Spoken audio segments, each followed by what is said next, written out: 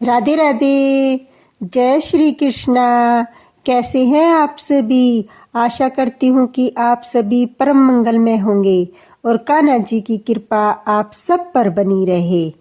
केले के पेड़ की पूजा तो हम सब करते हैं। बृहस्पतिवार व्रत में भी केले के पेड़ का पूजन होता है।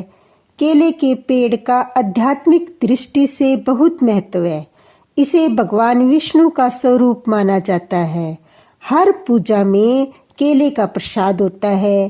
केले के पत्तों से पूजा स्थल को सजाया जाता है। आइए आज हम जानते हैं कि इस केले के पेड़ के उत्पन्न होने की कहानी। केले के पेड़ के उत्पन्न होने की बहुत रोचक कहानी है जो ऋषि दुर्वासा के क्रोध से जुड़ी हुई है। ऋषि दुर्वासा के क्रोध का परिणाम है केले का पेड़। ऋषि पत्नी कंदली के भस्म होने से उत्पन्न हुआ केला। पूजा व्रत विधान में केले का फल प्रसाद में, केले के पत्ते पूजा स्थल को सजाने में और केले का पौधा किसी भी पूजा को पूजा स्थल की मान्यता देने के लिए ही बहुत महत्वपूर्ण माना जाता है। आरोग्य की नज़र में भी संपूर्ण आहार वाला फल केला है।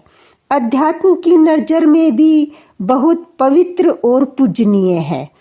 इसके चौड़े पत्तों में श्री हरि का वास माना जाता है तो जड़ों में महादेव का, जिसे मूल शंकर कहते हैं। कैसे हुआ इसका जन्म? पुराणों में इसकी कथा भी बहुत रोचक है। इसका वर्णन पुराण कथा में मिलता है जिसका संबंध सबसे क्रोधी ऋषि दुर्वासा से है।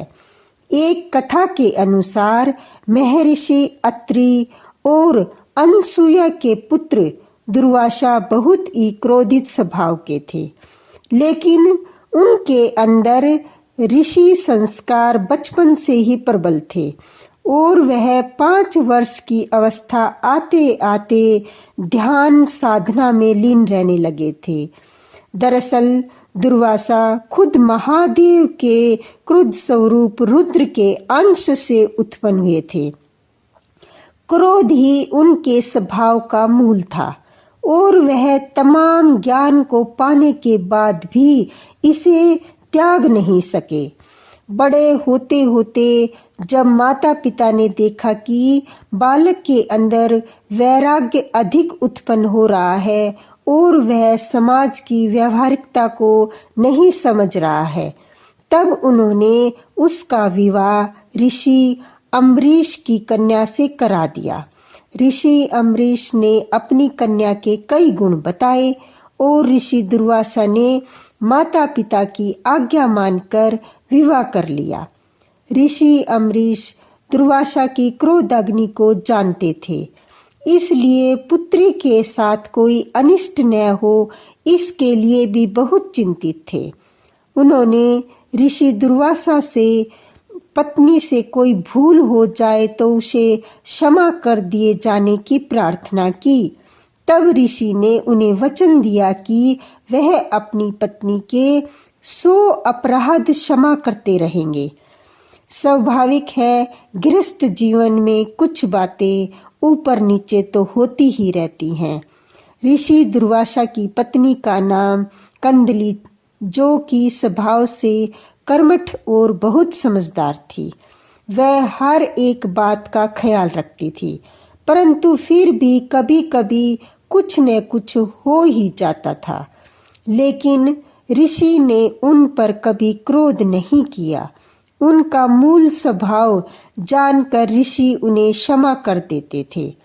ऐसा होने से धीरे धीरे कंदली के स्वभाव में भी निश्चितता आने लगी। लेकिन एक दिन ऋषि दुर्वासा कहीं से प्रवास कर कुछ देर से आए। रात में भोजन के बाद उन्होंने विश्राम के लिए कहा। साथ ही पत्नी से कहा कि मुझे कल ब्रह्म मुहूर्त में जरूर उठा दे। मैं खुद भी कोशिश करूंगा, लेकिन थकान के कारण शायद ऐसा संभव न हो। ब्रह्म मुहूर्त में ऋषिवर को जरूरी अनुष्ठान करना था। अगली सुबह कंदली की ब्रह्म मुहूर्त में नींद तो खुली, लेकिन आलस के कारण न तो वह खुद उठी और न ही ऋषि को उठाया। सुबह सूर्योदय के बाद जब ऋषि की आंख खुली तो दिन चढ़ आया था। अपना अनुष्ठान न कर पाने के कारण वह कंदली पर बहुत क्रोधित हुए और उन्हें भस्म हो जाने का श्राप दे दिया। ऋषि के श्राप का तुरंत असर हुआ और देवी कंदली राख बनकर रह गई। ऋषि को इस घटना पर बहुत दुख हुआ, लेकिन अनुशासन स्थापित करने के लिए उन्हें ऐसा करना पड़ा। जब कंदली के पिता ऋषि अम्बरीश आए तो उन्होंने पुत्री को राख बना देखकर बहुत दुखी हुए। तब दुर्वासा ऋषि ने कंदली की राख को पेड़ में बदल दिया और वरदान दिया कि अब से यह हर पूजा व अनुष्ठान में इसका प्रयोग होगा। इस तरह से केले के पेड़ का जन्म हुआ और कदली फल यानी केले का फल हर पूजा का प्रसाद बन गया। केले के पेड़ का आध्यात्मिक दृष्टि से बहुत महत्व है। इसे भगवान विष्णु का स्वरूप माना जाता है।